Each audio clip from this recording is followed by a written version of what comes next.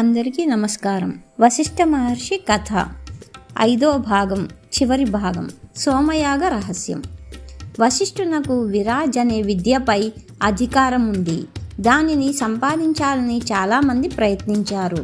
ఇంద్రుడు కూడా దానిని పొందడానికి అభిలషించాడు. ఇంద్రుని కోరిక తెలుసుకున్న వశిష్ఠుడు ఆ విద్యను ఇంద్రునికిచ్చి అతని నుండి ఒక విశిష్టమైన సోమయాగ రహస్యాన్ని సంపాదించాడు.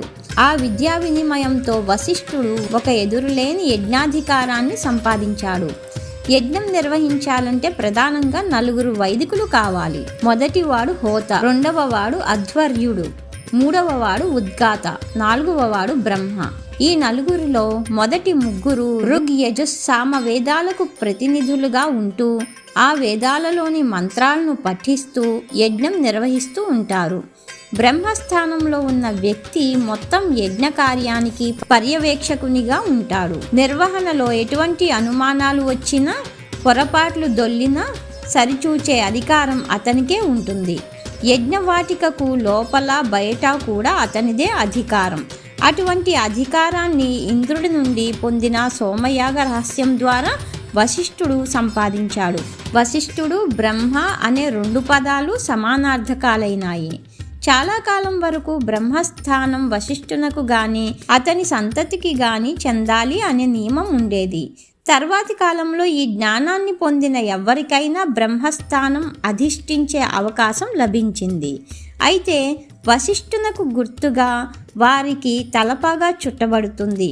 ఆ తలపాగా ముడి తలకు కుడి ప్రక్క విశిష్టంగా కనిపిస్తూ ఉంటుంది.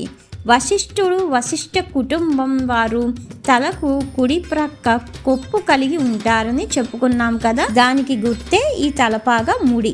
మానవాళికి దివ్య జ్ఞానాన్ని అందిస్తూ తన జీవితాన్నే సమాజానికి నీరాజనంగా అర్పించిన వశిష్ఠుడు లౌకికంగా కూడా విశిష్ట స్థానాన్ని ప్రపంచానికి అందించాడు. వశిష్ఠుడు వేదద్రష్టగానే కాకుండా యజ్ఞ కార్యాలను పర్యవేక్షించే బ్రహ్మగానే కాకుండా సామాన్య జనోపయోగమైన అనేకమైన కార్యాల్లో నిమగ్నుడై ప్రజాహితాన్ని, ప్రజారక్షణను కావిస్తూ మిగిలిన ఋషుల కంటే విశిష్టంగా రూపొందాడు. క్షాత్ర ధర్మాన్ని కూడా బ్రాహ్మణ ధర్మంతో కలిపి నిర్వహించిన ఘనత వశిష్ఠునకు లభిస్తుంది.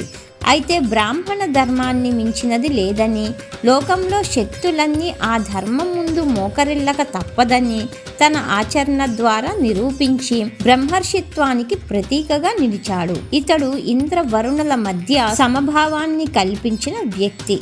ఇంద్రుడు యుద్ధ దైవము, వరుణుడు ఋతమును కాపాడు దేవుడు.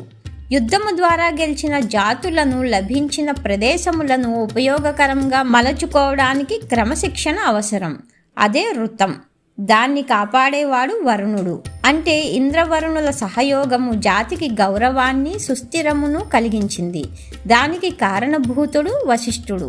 ఇతడు దేవతలకు, మనుష్యులకు వారధిలాగా ఉపయోగించాడు. నేటి భారతావని కీర్తి ప్రతిష్టలకు ఆనాటి వశిష్ఠుని కార్యకలాపాల ఆలోచన, ప్రణాళికలు, బీజములనేవి యథార్థము. ఆ వశిష్ఠుని వెలుగుబాటలో పయనించడం విశ్వానికి పరమామోదం. ఓం శాంతి శాంతి శాంతి. వశిష్ఠ మహర్షి గురించి ఎన్నో విషయాలు ఈ 5 భాగాల్లో తెలుసుకున్నాం. మరొక కొత్త టాపిక్తో నెక్స్ట్ వీడియోలో కలుద్దాం.